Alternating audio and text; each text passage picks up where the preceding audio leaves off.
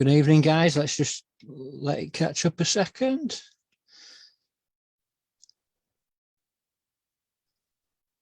While the stream pops up. There we go.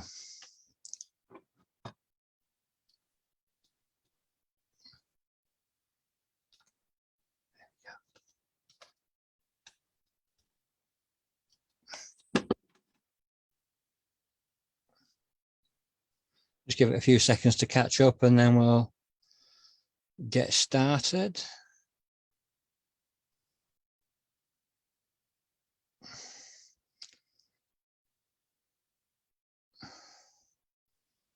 Get this shared.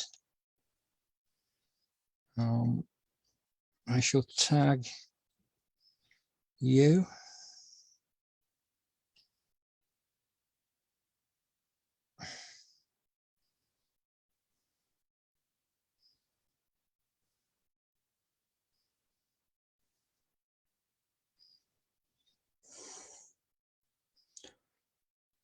There we go. Good evening, guys.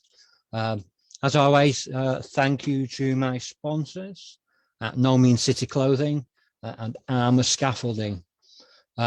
Tonight, I am speaking to life coach, maker of miracles, Kellan Fluckiger, and he's going to be sharing a bit about his life.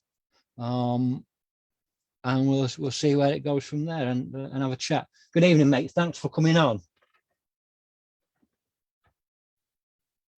Thanks for having me. I really appreciate my mic was muted, a little slow there. Thanks for having me. And I really liked it when I asked you about your audience and you said true crime, you know, and I think about the list of people you mentioned, the kinds of folks that you've had on here, and whether or not things that people have done are inside or outside the law, I think often the real crime has been what we've done to ourselves. Yeah. And those that we hurt on the way. Yeah. You know, it's, I used to carry a lot of guilt and shame for that. When I first got sober, I felt for the people that I'd hurt, and I didn't understand why people didn't like me, even though I was a villain. And so I always thought I was a bit of a nice guy, but you know, these chemicals, they change how our brain is wired, and you know, it changed how I was wired. So yeah, I mean, what's your experience in that, mate? Well, I totally get it. When I was hardcore in my addictions, everything is warped. I mean, at least for me, my ability to make reasonable decisions and judgments and everything were completely wrong. And what you said about guilt and shame, those are real things. I mean, whatever you did, whatever I did, people we hurt, lies we told, money or people, property we stole, and all that sort of thing, those are real. And they have real consequences, and they really hurt people. The conundrum comes when you, me, I change, and I no longer do those things. Two things happen. And sometimes we connect those things, and they're not really connected. One is all the people that we hurt have a choice to make, and we have a choice to make, and those choices are not related, and we often connect them. So all the people that we hurt can continue to hate us, blame us, and be angry at all the things we did, which were real and sad. People that we hurt can continue to hate us. They can continue to carry that. The other thing is I, after I've changed, can continue to feel awful, blame myself, hate myself, and so forth.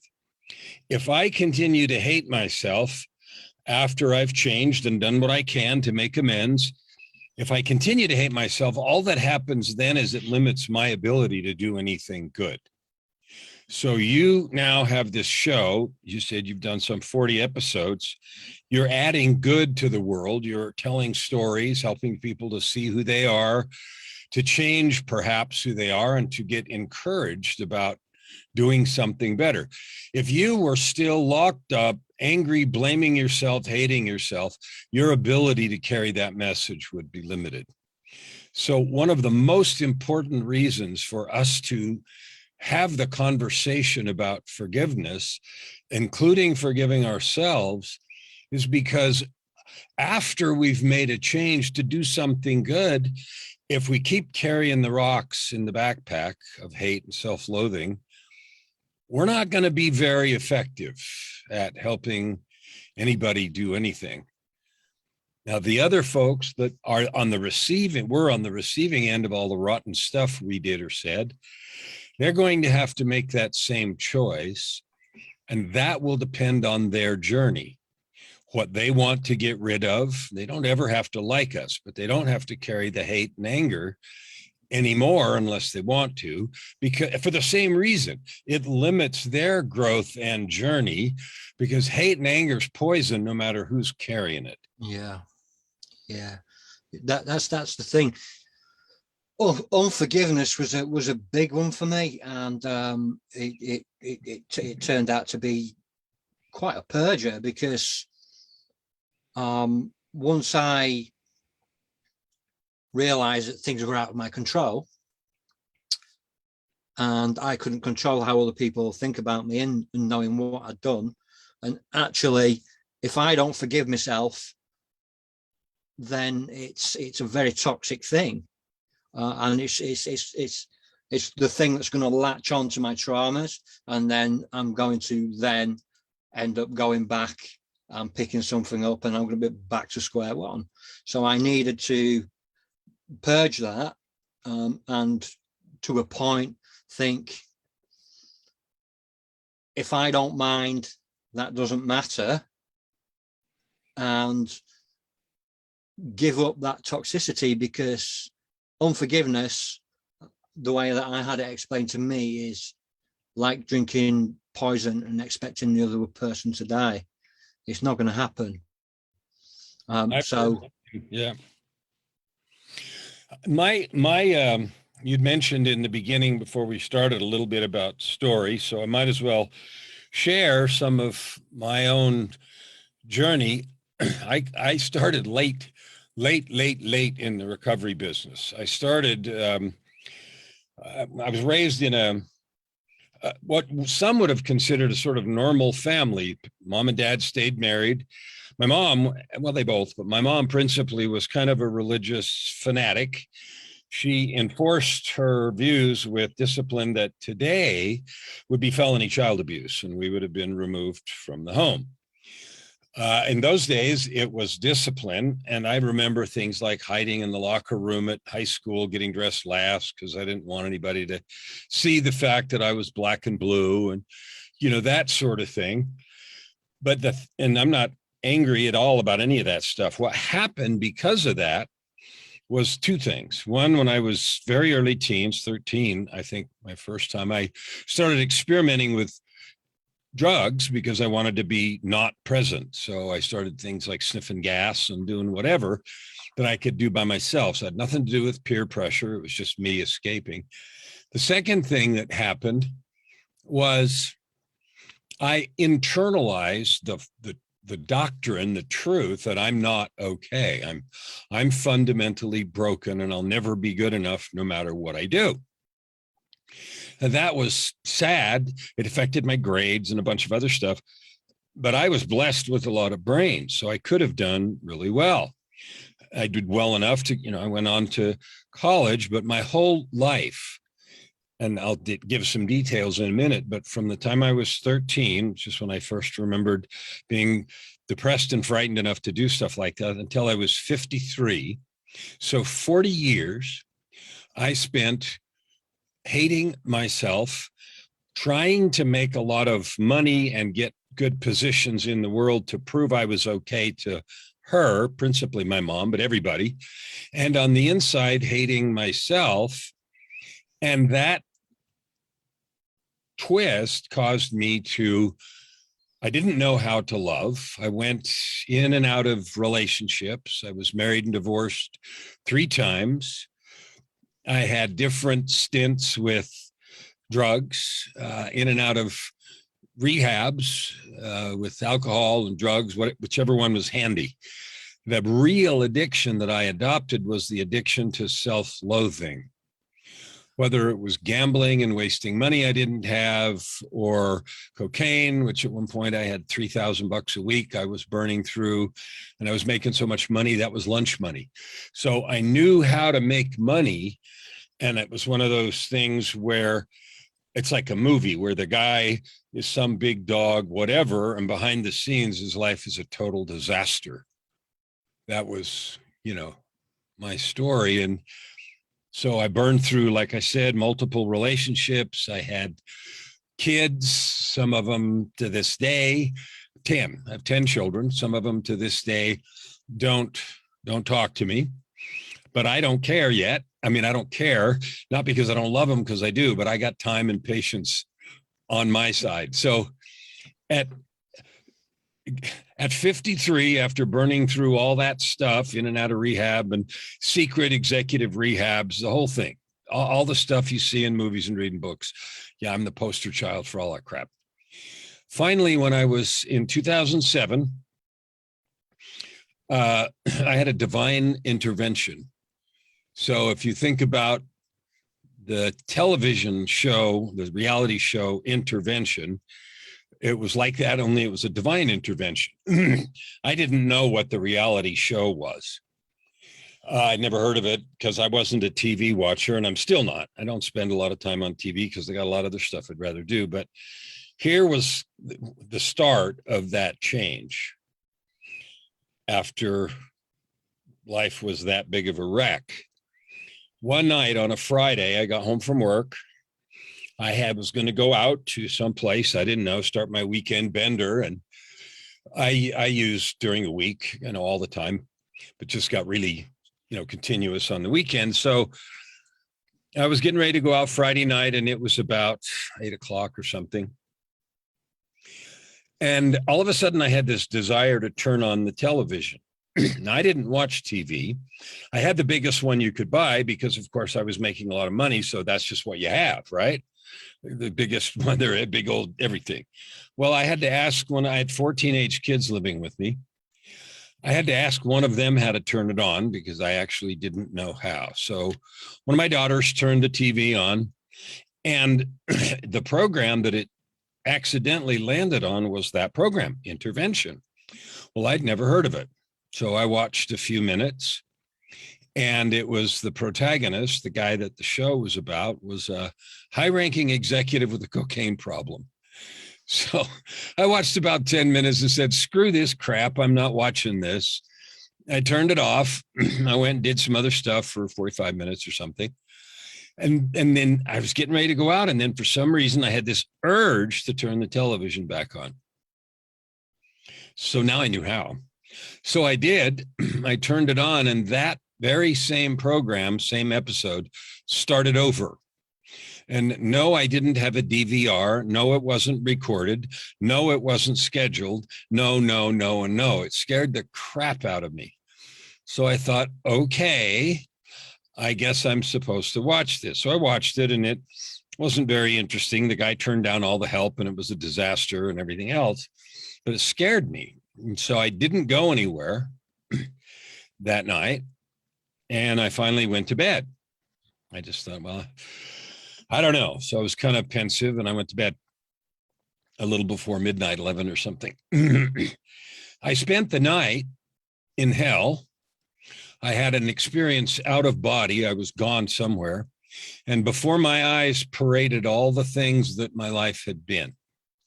It wasn't in an accusatory, shouting, angry way. It was just there. At the end of an indeterminate period of time, a voice, not a yelling, just a voice, said, "It is enough." I woke up, and it was Saturday afternoon at 5:00. So I had been somewhere for 17 and a half or 18 hours. I got up, and I realized this was an invitation in the most powerful way possible to change things. So I threw away everything that I had, and I went from $3,000 a week to zero in one day. period. Straight up, cold turkey, quit. I also realized that I couldn't keep the jobs and the work that I had. That had to change too. So I didn't quit that day, because that was Saturday, Sunday. I went back to work on Monday, and I was trying to decide how to just leave. I mean, I had very, very high powered contracts and positions and all that jazz. And one of the artifacts of that position was that I used to get free stuff all the time, free box seats to this and tickets to that, sporting events and front row seats to everything. And one of the pair of tickets that I got was a ticket to a classical music concert. And the cellist that was playing was Yo-Yo Ma. Now, if you know classical music, you know that name. And if you don't, you don't. That's fine. But he's an electrifying person. And it was in the premier venue in Edmonton, Alberta, which is where I was at the time. I am now too. So anyway, I had 2 tickets because they always give you pairs. And I was single again for the 3rd time. And so I asked in the groups that I managed, does anybody like classical music? I always gave the other ticket away to whatever I had. And somebody in one of the groups said, I do. And it was a woman. And I said, okay, have I ever given you anything before? And she said, no. And I said, okay, fine, here, I'll see you there. So I gave her the ticket, and this was 2 weeks. Now, the concert was 2 weeks after that other event. So I'd been stone cold sober for 2 weeks. We got to the concert. Halfway through, it was electrifying. It was great. Halfway through the concert, I had this intense feeling come over me that reminded me of what had happened exactly 2 weeks before. And the voice whispered in my head, you need to marry this woman. And I said, yeah, and you're insane. I've failed at that multiple times, and other relationships besides. It's just not happening. Later that night, when the concert was over, of course, they were backstage passes. So we're backstage at the reception meeting everybody, and the feeling and the voice came back and said, comma, and you need to tell her tonight.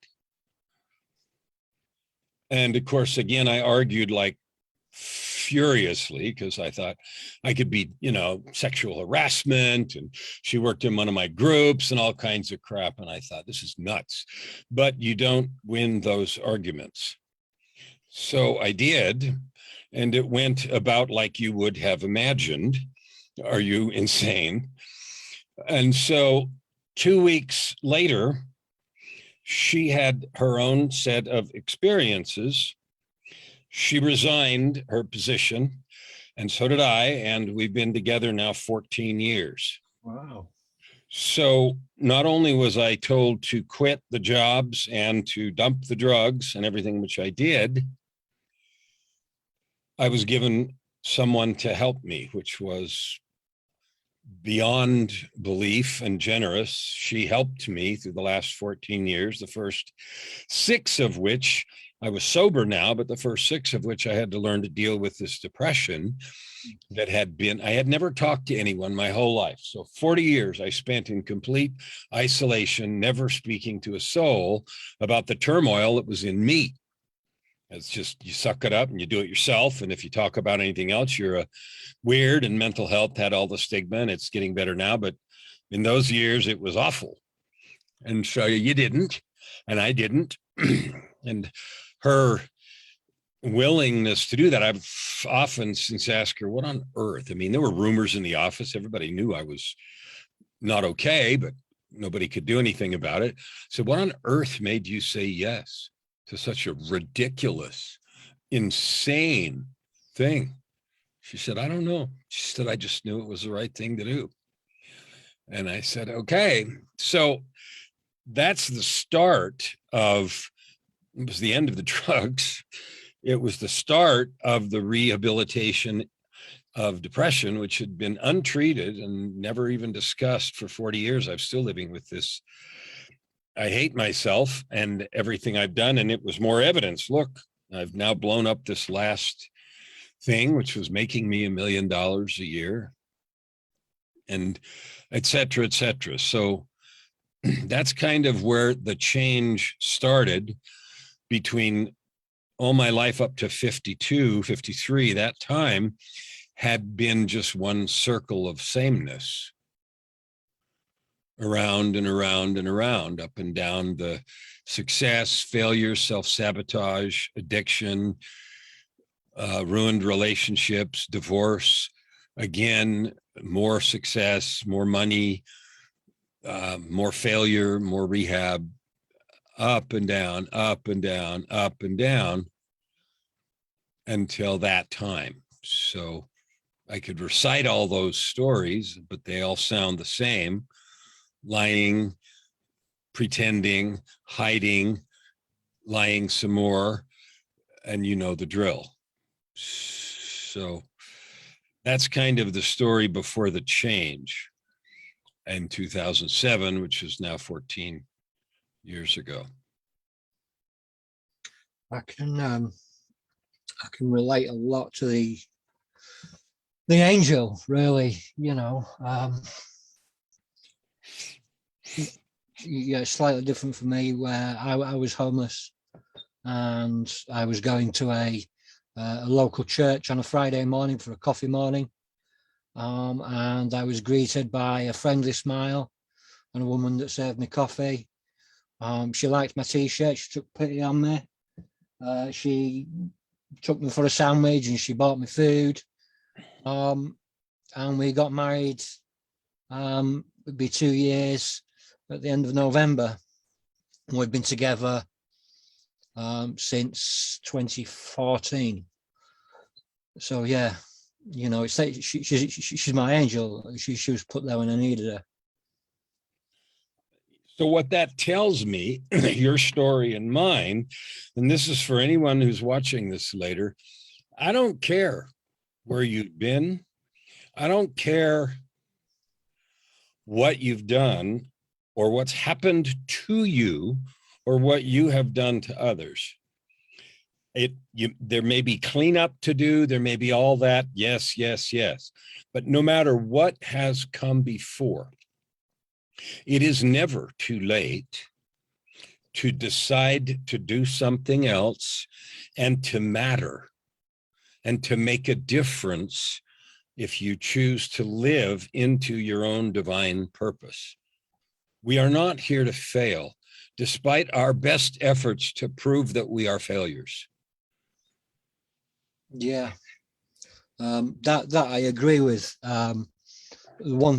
One thing that I've learned is that when I was using and even after I gave up, I was in I was a victim of my own circumstance. And then when you go from victim to survivor. A lot of people stay in that survival mode. And it's good for keeping you on your toes and it's good for fight or flight, but that's not the that's not the end of it. The natural progression is victim, survivor, thriver. And that is what I believe we're now doing by sharing our stories, by carrying the message, by just educating, or even just listening. It's the progression. Brokenness is a temporary condition. Boldness is a permanent position. And, we have to stand up and we have to be bold. Had I not been bold, had I not overstepped fear, had I not faced those giants, I wouldn't be doing this today. I wouldn't have done the 40 or so podcasts. I wouldn't have written the books. I wouldn't have got involved in the films that I got involved in. And, it's all because of stepping over fear. And I couldn't even tell you when the point was when I stepped over fear. But once I did, and then started looking at the traumas, I could start dealing with them. Yeah, I mean, how do you step over fear? Well, I don't know. I, I, I have an example, and I'm reaching for a book because I want to show you something. I don't know if you step over it as much as wade through it. I mean, sometimes, it feels like you're wading in the muck and the drag of your fears and everything. Because after working, finally going to see somebody, talking to counselors, working through this hate and loathing and that I had for myself, and the anger for the events that had happened that brought me there, and all the other stuff, I finally decided I needed to write a book, and you have too. And I've written since that time 15, and I have 7 more that I'm in the middle of. Nice. And one of the first ones that I wrote was Tightrope of Depression: My Journey from Darkness, Despair, and Death to Light, Love, and Life. And I talk about all those miracles and all the stuff that happened in them. But when I got it finished in 2000, end of 14, I waited a year before I published it because I was afraid. Yeah. And what I was afraid of was that all the people that didn't really know what had been going on when I occupied those positions of authority and made literally billion-dollar decisions, I was scared to death that there was going to be some lawsuits, repercussions, all kinds of stuff. So I waited a year to get the courage to publish it and to just talk about my upbringing and what had happened. And I got some family members that are really angry. Some have denied that things happened. And it's funny, my sibs, there were 2 groups of 3, the older 3, my older sister, me, and my younger brother. And then there was another group of 3, and there were 7 years or so, or 8 years between the 2 groups. And the younger 3, my mom, she grew up somewhere in there. She got married young and she grew up. And so the younger 3 had a completely different experience of childhood than I did. And my older sister, she's ruined. She's been single her whole life. She is very unhealthy, overweight, like hugely. And she's had struggles like mine, only no drugs. She didn't ever do the drug thing, but she's never been married, never been in a relationship, never been happy with herself, struggled all of her life.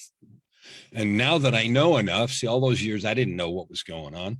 Now that I've been through enough self-work, I can see the hallmarks of this sadness and depression all over her whole life. So her whole life was trashed. But anyway, some of the younger 3 that experienced something completely different are in complete denial. None of this stuff happened. No, you're just making all this up to excuse your own misbehaving, your own rotten behavior, your own failure in your relationships. You're making all this crap up so you can excuse that. And so, there's been that sort of thing. But the thing I was really afraid of was other repercussions because of the jobs that I had and what was going on behind the scenes. Anyway, that fear, I don't know that I ever stepped over it. I finally published it, but I waited in it. It kept me up at night. There were sleepless nights. I was scared to death to do it. And finally, I published it. And that opened the floodgates. So since then, as soon as I got that published, I realized I was just getting started. So I wrote volume 2, which is called Down from the Gallows. And I wanted to keep in the rope theme, tightrope and down from the gallows, and to tell more stories about recovery, about individual incidents and circumstances and things that happened to me, you, all of us, as we do the work to change the life. Like, it's not a light switch. It's an iterative process, at least it was been for me, where you got to grow a little and a little more and a little more and a little more, and continue to make those decisions that move you from survivor to thriver. Because there's so many people that do what you said, which is just sit there in barely surviving mode, white knuckling their way through another day, week, month, year, instead of putting themselves in a place to do the good they could do anyway. Yeah, I can really understand that, especially with the fear about the book. I learned to read and write at the age of 21. I grew up in a special school system. So by the time I left school, I could barely read and write my name. But there wasn't a name for really a name for dyslexia when I was a kid, or ADD or ADHD. So I was just put down as a naughty kid. So, you know, I learned to read and write as an adult, and then I always said that I'd got a book in me, but it was the fear that stopped me. I always had a head for words. I was always good with knowledge. I was always quite bright, but I just couldn't write it down or read it, you know. So, you know, I'd always liked poetry, and my brain would work in the natural poetic rhythm. So I'd written a load of poems through my life, through my addiction, through losing people to suicide and losing friends to murder, through my own depression and you know, my own problems. I would write these poems, but I couldn't get my head around it. And then I was approached by an author who was writing a book about a guy that I used to collect debts with. And he asked, he'd seen some of my poetry on Facebook, and he asked me to provide a couple of poems for the book. So I did. And then I did it for his second book. And then I sat down and I really looked at myself, and I wrote my first book, A Personal Apocalypse. And it's basically my poetic memoirs of me in 2015. I had TB through the just punishment I put my body through, you know, especially in homelessness and addiction. So, you know, I've been with my partner for a little while, but I ended up with TB, and I ended up in hospital. I had TB, double pneumonia, type 2 lung failure. I stopped breathing for around about 4 minutes. So I ended up with brain damage through hypoxia, and I had a complete and utter total mental, physical and spiritual breakdown. And I was convinced that I'd given the world TB, and now Armageddon was approaching, and God was holding me accountable for all of my sin. And he was, you know, it was, I could physically hear people talking about me holding the kangaroo court outside the door. I would hear nurses saying they were going to torture me. This was so deep-rooted through fear and shame and just the hurt that I'd put people through. And then when I finally did come through it, it took about 2 or 3 weeks, and I started to come through it, and I was 6 stone 6. I wouldn't eat. That's about 80 pounds. You know, and wow. I couldn't function, and I found God that day. You know, I'd messed with religion for a long time, but I found God that day, and that's where my you know, life began to change. I got involved with church and community and things like that, and then I got the, you know, we have this thing at our church called the School of Supernatural Life, and it teaches about things like facing giants, overstepping fear, unforgiveness, and knowing who we are, our true identity. Because addiction and trauma robs us of identity, it robs us as who we are. And I spent many years pretending to be other people, so I didn't even really know who I was. So it was all a learning curve, and overstepping those giants was writing this book. I did rush it out. There are a few errors in there, but at the end of the day, I did it, and it gave me the confidence to carry on. And then I spent 6 months working with escapees of human trafficking, which then allowed me to look at my own trauma, my own sexual abuse from school. And then I started working with that trauma. And then in 2016, my 2-day-old niece was beaten to death by her father, who was then murdered in his prison cell some months later, which broke me. But I stayed clean, I stayed sober, and I worked with my trauma. And then I got involved with someone else that she'd lost a father to a hitman, and we wrote a book together, and that's all part of my, not just my recovery, but it's the building blocks.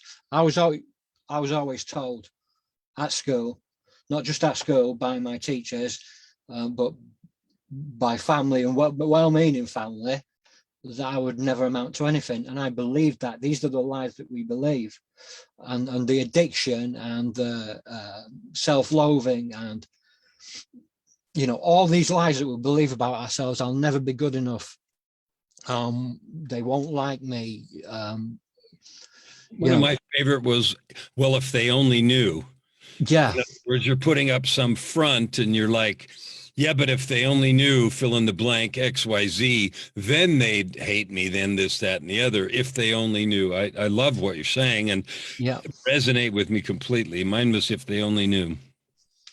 Yeah, I mean, and then you'd start doing good, and then you'd sabotage it because you don't think you deserve it. I don't deserve this success. Never mind the work that I've put in to get where I am today, but those demons inside, that unforgiveness inside, that addiction to self-sabotage, and it is a form of self-harm. It brings us to, there are so many books that I could have written. I had a 2-year waiting list at one point of people wanting me to write, but the way that my head was and my depression was, and I still, to be honest, I still suffer with my mental health. I still suffer with complex PTSD. I could say I still. These things are part of my life. These things are the things that the giants, the demons that I'm working to slay. And I believe that to do that, doing this, there's a very cathartic resonation to it. Talking about it. A couple of weeks ago, I spoke to someone that lost his brother to murder. I've spoken to other people that have lost people to murder. I've spoken to people that have been accused of murder. It's all a part of education. We need to self-educate, and it's about, for me, it is about identity. I know who I am now, and I know who I was, but I don't know what I'm yet to be, because that's still in the future.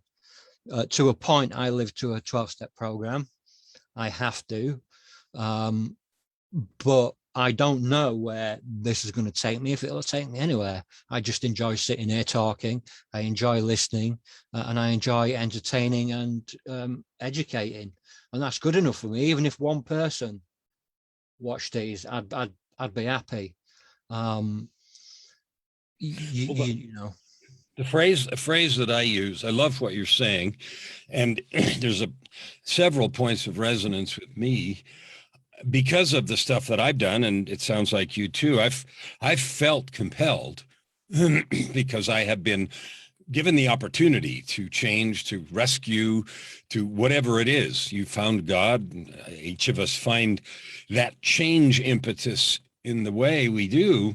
And then after that, the voice calls, the feeling, the desire to do something good. And so you create these conversations to give hope, to give people examples of a way forward. Because when you sit by yourself, everything looks gray, black. You can't work, can't see, can't move. But when you hear and touch you and the people that you interview through your stories, and me and the people I talk to, and I do it as much as I can, it's to give the message there actually is a way out of this. I don't care where you're at. I don't care if you're in jail right now. I don't care if you're in the middle of your addiction right now. Today can be the last day. Tomorrow is blank. Everything won't change all at once, but you can change 1%, 2%. Like the commitment often isn't, I'm going to change everything. The commitment might be, I'm just going to go talk to somebody. I'm going to take control instead of being a victim. I'm going to move an inch from victim towards survivor, or an inch from survivor to thriver. I'm going to, why? Because I said so, because I've had enough of this other way, and I won't be that anymore. I don't know exactly where I'm going, but it isn't that. It's a little bit more in the direction of light, in the direction of love, in the direction of forgiveness, in the direction of opportunity, in the direction of possibility, instead of in the same direction of dead ends and brick walls and death. And there's a saying, there's only one place that this goes, prison or death. And that's the truth. And people can pretend as long as they want to that isn't where it goes, but that's where the road goes. So your opportunity to get off the road is ever present. And you can take step one right now in choosing to listen to this, to other things that say, wait a minute, maybe there's something else I can do. And my own change, which was dramatic and ongoing, and yours, which was dramatic and ongoing. Some are dramatic and some aren't, but my whole practice, my coaching practice, my business, the work that I do is really centered around one thing. And that is to help each person I talk to, as many in a day as I can, to understand who they really are and what that means. And I don't care where you've been and how bad the paint is on it. I don't care. You are still a divine being. You have an opportunity to do something different. Start now. It's never too late to matter, to change, to affect that one person you talked about. And maybe it's 2, and maybe it's 10, and maybe it's 1,000,000. I don't know, but we're not going to find out if we don't start with ourselves and moving out of that victim and taking a step towards improvement, change, growth, surviving. Yeah. I mean, it always seemed counterintuitive for me at the start, because my whole life I lied to people, I'd lied to myself. And the first thing that I wanted was, how do I do this? Well, how? Honesty, open-mindedness, and willingness. Like, to be honest with myself and with other people. And with other people, it was slightly easier. I could say, look, I've messed up. I'm sorry. But I couldn't do that to myself. I couldn't apologize to myself. I did that whole thing, So that was hard. Open-mindedness. Well, when you're using, and when I was using, and when you're in survival mode, it's single-mindedness. You've got your eyes on one thing and one thing only. You've got prison vision, tunnel vision, whatever you want to call it. And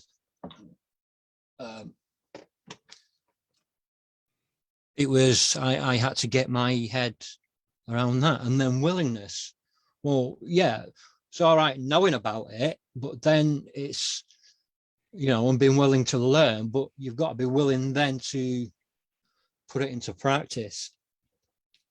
Because unless you put it into practice, it don't mean anything. So, you know, that's why I had to do. That was the hardest thing. And some people might watch this and they might not have had addiction problems or life problems or whatever. But for I don't know me, anybody that hasn't had problems. well, yeah. I don't know any, I mean, even serious ones. One of the things that I discover as a coach is how many people, maybe they're not themselves in the middle of this, but they've got a relative that's got cancer and they're screaming why, and they've got a child or a niece or a nephew that is being hit by a car or was accidentally killed or has got some terrible affliction, and they can't understand this, and so they get in the victim mode and they get in the blaming mode, and then just I'm surprised how much it is true that every single person has got something going on that to them is a giant mountain. Mm. And maybe it didn't involve drugs or chemicals or substances or crime or thievery or brutality or anything else, but to them it feels like the end of the world. Yeah. And that's why I called it my book, A Personal Apocalypse. Yeah. Because that's what it was. It wasn't just that I had these grandiose thoughts of, you know, I'd caused the end of the world, but really it was tearing down of the world that I knew. It was the last remnants of the life that I'd lived. You know, and the crimes that I'd done and the people that I'd hurt. It was because before we can have new life, we must have death of an idea, death of a habit, death of a bad way of thinking. We have to, well, I had to, I mean, for me, it was dramatic as actually dying. But, you know, that old me is gone. And there are people that will never, ever believe that. And you know what? That's really okay. That's fine. You know, maybe they can't forgive me, but I can forgive myself, because if I don't, I become ill and I start acting up in different behaviors. And it's about breaking that vicious cycle that we get caught in. I think anybody can get caught in a dangerous behavior, whether it's a way of thinking, whether it, you know, it's not just a addiction to drink or drugs. It could be addiction to a way of thinking. It could be addiction to religion. It can be addiction to pornography. You know, it can be a addiction to people, places, and things. That's what people don't realize. They think that, you know, they look and they think that a junkie is a junkie, and that is it. And it's not. And we, you know, we do need to educate. One of the things that I, you know, my primary purposes, as you know, as what I do, is not just promoting better mental health and recovery for people, but for men in general. Because where I'm from, the north of England, originally, it happens everywhere, that there's a toxic belief. Men should be this way. Men should supply for the family. Men should think this way. Men should think that way. Men, you should man up, and all these things, all these toxic things, these toxic behaviors, these you know, they poison us, and then it gets, you know, the real pandemic is is the lies that we spread by not knowing, the lies that we think about ourselves, the toxicity that we live in, the masks that we wear. Right, the real ones and the phony ones. You know, I'm surprised also. I'm not surprised to hear you describe your life experience, death experience.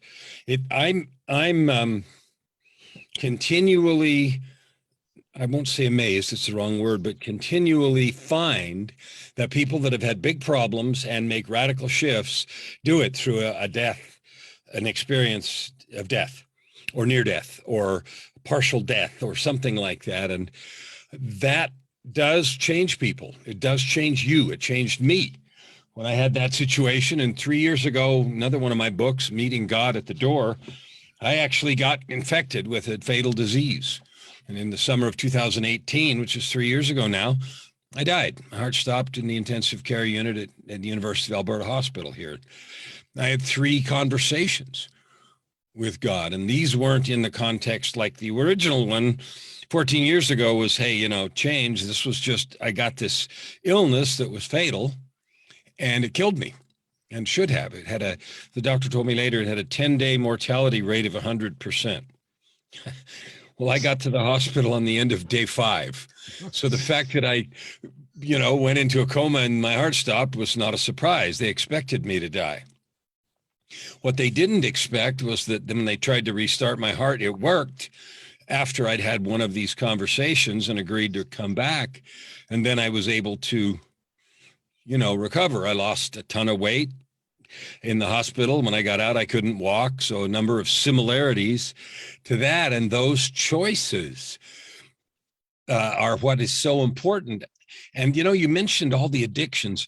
I've been through 12-step. My wife and I facilitated for 2.5 years a 12-step group that was sponsored by our church. I use addiction metaphors in my coaching work with clients that have never had anything close to a substance problem, because what you said about our addiction, our compulsion, our connection to a repetitive story about ourselves is the foundational limiting belief that prevents us from doing more, being more, creating what we want, whether it's happiness, better relationships, wealth, or whatever. The fact that we believe we can't, that we're not able to, that we're not worthy, that we can't have that. Somebody maybe, but not me. It's too late. I suck too much, whatever it is. That foundational belief is an addiction. And what I mean by that is you feel compulsively attached to it. It is your default go-to, the story about yourself and about what you can do. And that's exactly how chemicals work when you're feeling that compulsion for another hit of, I don't care what it is, gambling, porn, drugs, alcohol, whatever. That compulsion is just as powerful and more insidious when you are addicted to the stories of your own worthlessness, not good enough, not fill in the blank enough. And changing that is your greatest opportunity. Your choice here right now as you listen to this episode, whether it's now live or in a week or a month or a year. Just ask yourself, who would you be without that story? Like, who would you be if you didn't believe any of that? If you believe something completely different, what would you do? Yeah. Well, I do this and this and this. People answer that easily. Well, if I didn't think this, the doing is the hard part, as you said, but it starts with at least identifying the things you're addicted to, your beliefs, your stories, and then just Who would you be without that story? Yeah. Because one thing I've learned is, like, I've spoken a lot about disconnection, and addiction is disconnection from yourself, disconnection from your family, disconnection from God, and when we or a higher power, if you want to call it that, but when we get into recovery and we start changing the way that we think and the way that we live,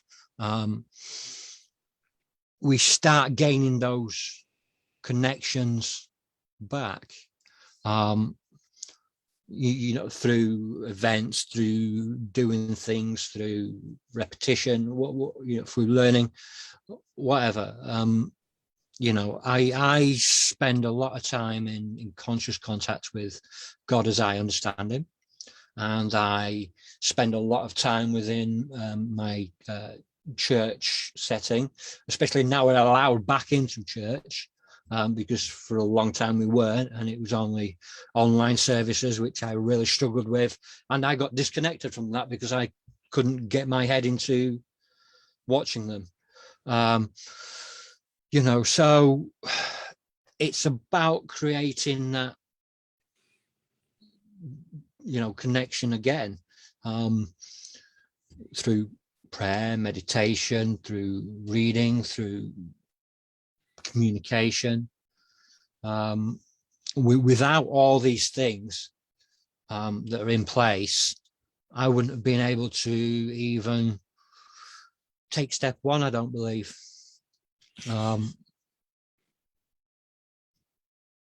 Something I love to give people ask often, okay, fine, you did this. How do you do that? And one of the things I help clients with is I help them create, like if you're going to go do something and you feel well prepared for that thing, whatever it is, you're going to play the piano and you practiced a lot, you feel well prepared. You're able to do it. Your head's in it. You feel better. Okay, if you're well prepared for a test or a conversation or anything, if you're well prepared. So what if you decided, and this is something I do and I love now, to do something every day to prepare myself for the day? I call it a morning routine or a morning ritual. So I have a morning routine that I do every single day, and it only has one purpose. And the purpose is to prepare me so I can have the best possible day. And I use an acronym, SPEM, S-P-E-M, spiritual, physical, emotional, and mental. And my ritual's longer than this, but to start with, just 10 minutes in each of those areas, 10 minutes doing something that connects you with higher power, God, whatever you call it. 10 minutes honoring your physical body. It can be stretching, it can be yoga on the floor, it can be anything. 10 minutes connecting emotion. E is relationships. We've got phones. You can think of 5 or 6 people to send love, kindness, a text to, or if there's a repair attempt you need to make on a relationship, an apology or whatever. And then M is mental. I've got 3 stacks of books right over there, 30 or so that I'm in the middle of. And I read a chapter or two. Just a small nod and touching all of the areas of your life allows you to be more prepared and to prepare yourself to live a better day, a more thoughtful day, a kinder day, a day full of spirituality, of kindness, of doing good. I use the phrase add good to the world. So if you're looking for, okay, fine, how do I do this? Start with a small commitment to yourself to prepare yourself for each day, just like you would for anything. And I've discovered, at least for me, that the more I do it, the more powerful it gets. And I do it every day and every day and every day. And I look at my calendar and I think about who I'm going to talk to, and if I've got clients, or if I'm going to do a podcast, or if I'm going to write something in one of the books. I think about those things and prepare. And I find that The day goes better, the production is better, I'm happier, things go better. So that's just something to think about. Create yourself and play with it till it works for you, but create yourself a morning ritual, a routine, a preparation process that makes you better for the day. Yeah. I mean, for me, it's just a bit more simple. It's just getting up on a morning, having my coffee, and between taking the boy to school and on the school run and coming home, short walk, I can spend time on conscious contacts with God, talking to him. Sometimes anxiety is there and I bury my head in my phone so I don't have to look at people or talk to people. But I'm scrolling through Facebook, networking, looking for the next podcast, looking for the next subject. So I'm always I've got a very busy mind. And it's not really easy to calm. And I do sometimes blurt out what I want to say, but it's because I have to really concentrate on what I'm saying, and concentrate on doing it. This is why I like doing this as well, because it helps me just focus on the one thing, which is a conversation between me and you, me and any other guests, because it's a way for me to focus. Or when I'm at the church and I focus on worship, or helping somebody understand what they need to understand within the literature, or whether it's alpha. We're about to start an alpha course on Thursday. So whether it's sitting down and sharing my story, or sitting down and watching one of the alpha film series and then discussing it with other people, these are all the ways that I can focus on one thing. Probably why I don't get many books written either, because I have so many ideas and I'll get really, really inspired, and then I'll have like 10 books that I want to write. So my work in progress folder is full. But I'm sure it is. But my actual work, there's probably about 2 or 3 that are ready for editing. So right. But you're doing good. You're adding good to the world. You're making the effort you need to stay focused and do something. I mean, there's so many people whose work in progress folders, all they got. Finished folders empty, either the stories or whatever the things are that keep in their way. And I'm grateful for the good that you're doing. I'm grateful that you're in your church and you're trying to help somebody understand this, and that you're trying to do these episodes to help people realize that it's never too late, and that start where you are, because you can't start anywhere else. Yeah. I suppose one of the most addictive things that I've still got is procrastination. And it is, to the bane of my wife, I think. I'll do it in a bit, I'll do it later, I'll do it tomorrow, and that has to a certain extent transferred on the kids, and I do feel bad about that. You ask them to do something, they'll say, we'll do it later, and then you get caught in that. But it is about focus. What I want people to know is how to split your focus and how to focus on something, because there are people out there with much busier minds than me. There are people out there that are trying to get around to not using, or, you know, they've still got things in their life that they are tied to. So what would you suggest for someone like that might have a really busy mind that focuses on other things? Can you just, you know, suggest anything that, you know, they might be able to do to?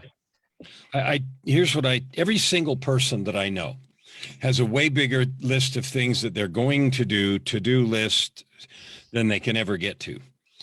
What I find is that when I have a million things on my list, or 100 or however many, and then I go look at it and it's discouraging, and maybe I'll do 1 or 2, and then I add 5, and it always feels like you're behind. So here's a game that I'm going to show you or tell you about and invite you and whoever's watching to play. At the start of the day, pick only 3 things. I realize there's 100. Pick the 3 that you want. Maybe they're the 3 most important for that day, but only 3. And they don't have to be big enough to fill the whole day or anything. Just pick 3 things. And I call those your non-negotiables. So I'm going to pick 3 things, and I get to pick them. And then I go do them first. And when I get those 3 things done, I realize there's 284 more on the list. That's fine. I get to declare victory. I win today.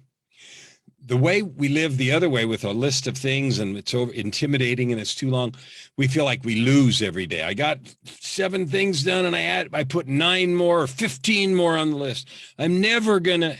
That's a discouraging way to live. So instead, pick 3, call them your non-negotiables, do them first, and then you can declare victory. After you declare victory at 1 o'clock in the afternoon, 2, whatever it is, then you have a choice. You can sit and put your feet up and stare at the ceiling and do nothing. Or you can look at the list and say, I already won today, so I'm going to pick 1 more because I can. And anything you do after those 3 is extra credit. That mental framing can allow you to set up every day to win instead of every day to lose, because there's too much to do, because everybody's got too much to do, some worse than others. And you may find, what I find is I actually get more done, because then I can do this one and I can do this one. The thing that's important is how it all feels, because I feel like I did what I said. I won today, and I can do a couple of extra ones if I want to. And so you end up feeling like you win every day, instead of like, I lose again, I'll never get caught up, never, etc. So that is absolutely one mindset change that's not difficult to make. And if you pick 3 and they end up way longer than you thought, then pick smaller ones tomorrow. Like, no drama. Just pick littler ones that you know you can get done and declare victory. Create a feeling of winning. Does that make sense? Yeah, I guess it's like, for me anyway, it's like prison mentality. And, you know, especially when you're in solitary, because you have to keep your mind busy, otherwise you'll go mad. I used to be able to deal with that. I used to be able to deal with confinement. I can't now, which is why I really struggled with isolation. But you know, you find things to do with your mind. You find games. You do exercise. You push up, sit ups, count. You know, dots on the wall. You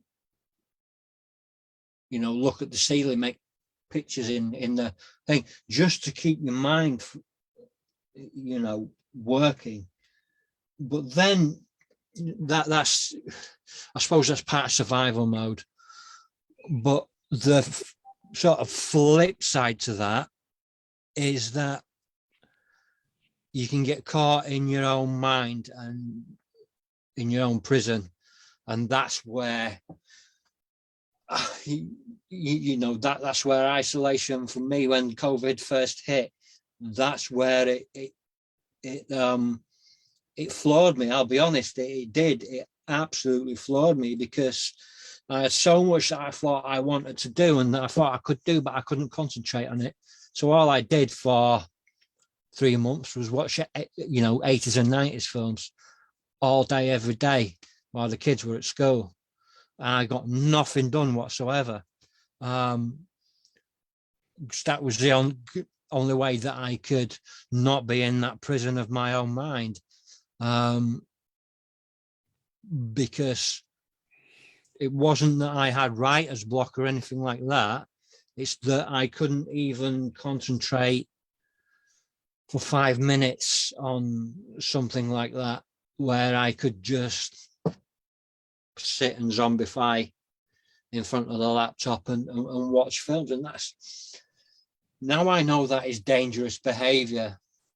That's, getting caught in that. And it's really easy to do that. It's really easy to get caught in that frame of mind. It's really easy to get locked in that mental prison.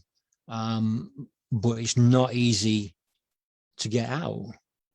And I guess what I like to do with these is give people ideas on, what to do if they're in that sort of mentality, or if they want to pick up, or if they're feeling vulnerable or let down. These are only suggestions that I make. I'm not in a position to tell anybody anything. I can't say, you do this, you do that, blah, blah, blah, blah, blah. Because, I'm in no position to do that. I've made so many mistakes in my life, and I continue to make mistakes. That's the thing of being human. So I can only make suggestions, because these things work for me. They might not work for everybody else, but these work for me. They work, the things that you do work for you. And we need to educate that. There's one other thing about procrastination. You said, there's a game that I will give you as a suggestion also. And that is, this is a choice I made. I chose to label myself, and I don't label like labels or anything, but a fun label I put on is I'm a do it now guy. So what I did with my wife, since you mentioned that, what I do with my wife is I have chosen every single time she says anything, I'm going to do it right now.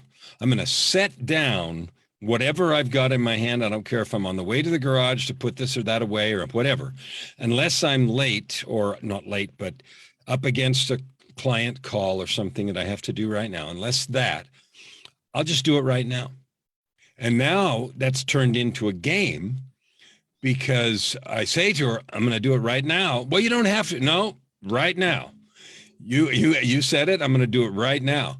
So now it's turned fun, because I just decided to do it right now. I'm going to do it right now.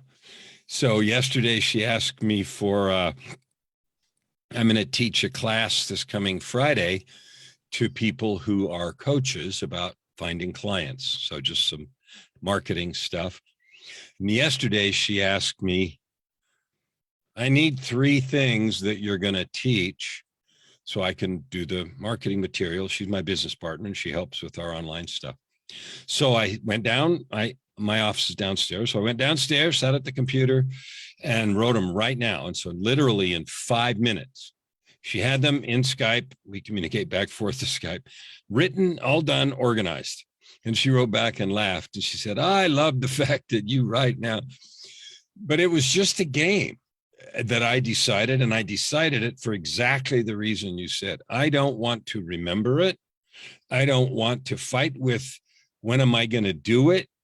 I don't want to fight with any of that. So I'm just going to set all that aside, and I'm going to do it right now. Why? Just because I can. I don't owe anybody. Nobody said I had to. Nobody told me. I'm just going to do that. And so I played that game with myself, and it's turned out to be a lot of fun. And also, everything gets done right now. And then I never have to remember it. I don't have to put it on my list. I don't have to do any of that crap. It's done right now. So that's one thing that I did for fun to change procrastination, is just decided I was a right now guy. I'm going to do it right now.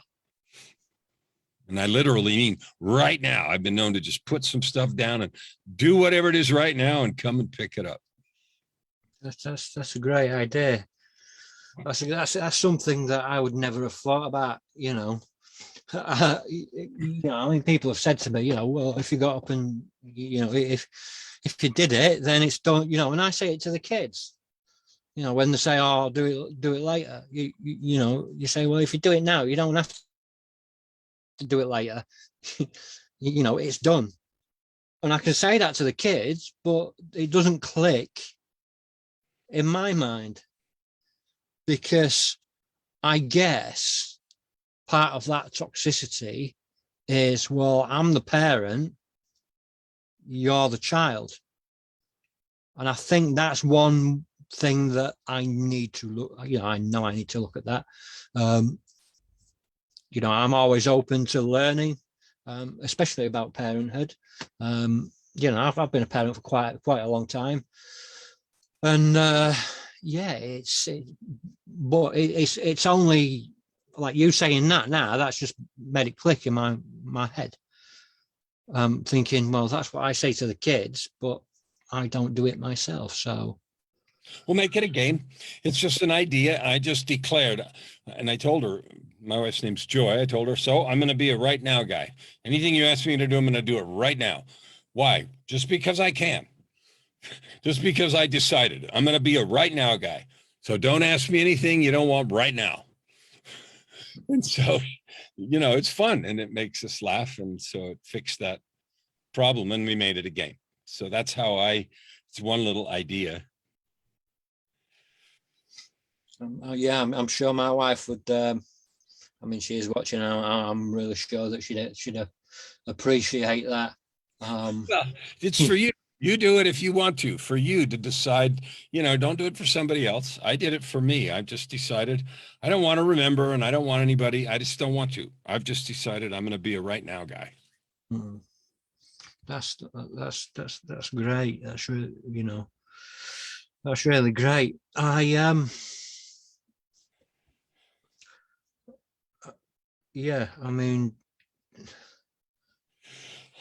just having a look through the feed to see if there's any questions, because I know we do get questions every now and again. Yeah, let's do that, because I didn't know how long we were going to book, so I've got to be done here pretty soon. Yeah, that's cool. That's cool. Any questions? Let's do that, and then let's wrap it up. Yeah, I really appreciate your work that you're doing and the chance to be part of your project. Thank you. Yeah, I really appreciate you coming on. And it's nice to be able to speak with somebody of a similar mindset. Especially from a different country as well. It's great.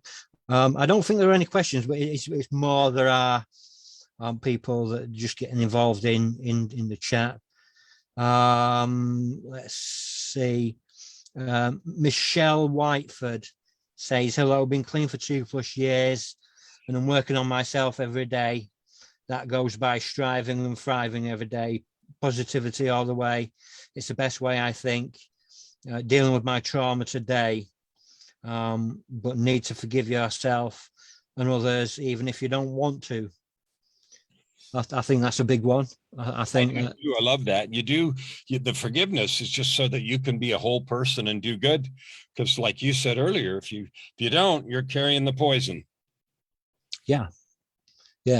And it just doesn't just affect us, does it? It affects the people around us. If I've got the poison in me and I'm in a bad mood and I bite my wife's head off, that's going to affect her day. And then that's going to affect, I'm going to bite the kid's head off and they're going to be mad, and that, and that it's got that consequence, hasn't it? So. Absolutely.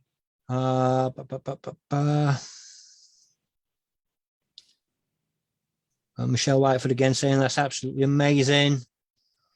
We're stronger together.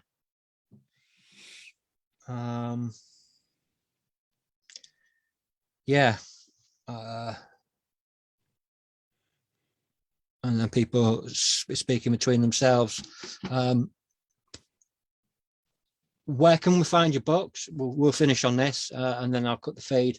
We'll just have a quick chat, and then we can get on. Where can we find your books? My name is Kellan Fluckiger, and there are only 2 in the 8 billion people in the world named Kellan Fluckiger. So I'm not hard to find. Books and music that I've done are on Amazon. If you Google my name, there are thousands of hits because of the executive positions I had and the things that I've done. Facebook, I'm not hard to find. I put stuff on my wall a lot. So Facebook, Amazon's got all the books and music, and they'll have more as I finish more stuff. And I'm happy to communicate through Facebook Messenger. I have a website, which is my name, and there's all kinds of resources there as well. So www.kellanfluckiger.com. It was not difficult to get my own name because nobody has it. The only other one in the world is my son. So that's it. So I'm easy to find. Brilliant. I will put links in this over the next day or so. We'll get this shared. We'll get it shared onto some groups. It'll be on YouTube in a few days. Within a few days, be on my website jwgreg.wordpress.com, and it will also be on all the major podcast outlets like Spotify, Anchor, Google Podcasts, etc. Greg, is that with 2 G's? G-R-E-G-G? J.W. Greg? Or? No, just 1 G. J.W. Greg. Okay, cool. G-R-E-G. Yeah. Thank you, Kellan, for coming on and sharing your wisdom and sharing your experience, strength, and hope. I've personally got a lot from it. I've learned something new tonight, and I would like to do a part 2 at some point. Okay, I think that'd be great. Guys, as always, thank you so much from the bottom of my heart for watching, getting involved. Thank you to my followers and my subscribers. It means your support means a heck of a lot for me. With that, as always, I will say good night, and I shall see you on the next podcast, hopefully within the next week. Cheers, guys. I'll speak to you soon.